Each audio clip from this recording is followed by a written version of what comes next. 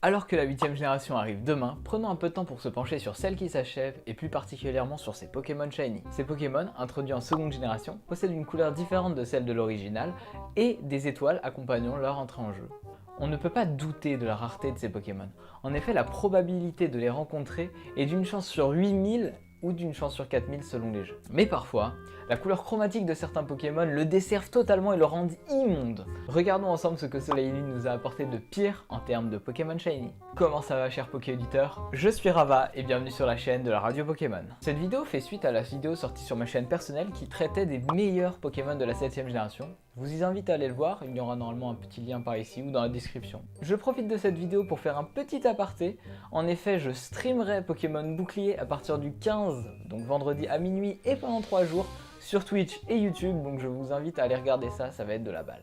Parenthèse fermée, entrons dans le vif du sujet. Numéro 5, Ekaizer. Alors déjà, bien que je n'aime pas cette famille évolutive, je dois avouer qu'Ekaizer est classe. Autant dans son design que dans ses couleurs originales. Dans sa description, le Pokédex nous dit que Ekaizer intimide ses ennemis grâce au son de ses écailles. Et on le prend au sérieux, le Pokémon est classe et badass et ah, qu'est-ce que c'est que ça? En chromatique, Ekaizer prend une teinte jaune caca rose. Ces couleurs ne se marient pas du tout. D'habitude j'aime bien le rose sur les Pokémon chromatiques, mais ça ne va pas du tout à Ekaizer. Il perd totalement son charisme et il fait saigner mes yeux, alors passons au prochain Pokémon. En numéro 4, Engloutirant. En effet, je trouve que les couleurs en shiny de cette ultra chimère dévoreuse de montagne ne vont mais alors pas du tout ensemble. En effet, quand ce Pokémon est chromatique, il a le corps tout blanc et les griffes ainsi que le contour de sa bouche sont orange. Très sincèrement, je trouve que ces deux couleurs ne s'associent vraiment pas.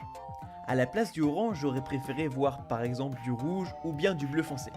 Là, avec ces couleurs, on dirait qu'il a mangé de la purée citrouille et qu'il s'en est mis partout autour de la bouche, ce qui le rend encore moins stylé que sa version normale. Numéro 3, Gouroutan. Je n'aime pas Gouroutan. Numéro 2, non je déconne, déjà ce Pokémon est quasi introuvable. 5% de chance de le trouver sur Pokémon Lune. Ce Pokémon est trop rare. Et il est nul. En plus, regardez sa tête. Il n'est ni stylé, ni mignon, ni charismatique.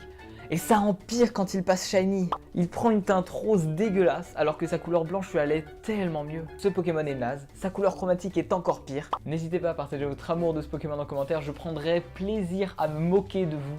Numéro 2, Lampignon. Personne n'aime ce Pokémon. Et je fais pas exception. Mais là c'est abusé.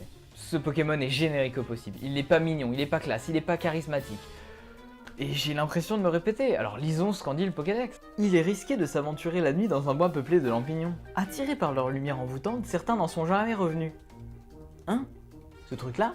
En effet, Lampignon aspire l'énergie vitale des êtres vivants. Ce truc-là peut aspirer ton énergie vitale. En shiny, il se teinte d'une couleur marron caca et jaune pisse. Hein? Le niveau des blagues? Écoutez, je m'adapte, hein. Non, sérieusement, rien n'est bien sur ce Pokémon. Tout est acheté, le Pokémon est ultra naze et sa couleur chromatique est horrible. Passons au prochain Pokémon. En numéro 1 de ce classement, Solgaleo. Alors il a beau être un puissant lion trop stylé dans sa couleur normale, en version shiny, on dirait juste qu'il a pris un énorme coup de soleil sur tout son corps.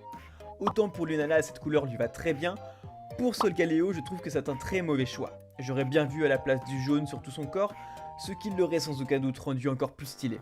Voilà, c'est la fin de cette vidéo. Je vais aller me laver les yeux au savon. N'hésitez pas à me dire à quel point vous les détestez dans les commentaires. Likez et abonnez-vous à la chaîne de la radio Pokémon. Je remercie Elric pour sa participation à cette vidéo. Je vous souhaite une bonne soirée. On se voit en live sur Pokémon Bouclier. Ciao!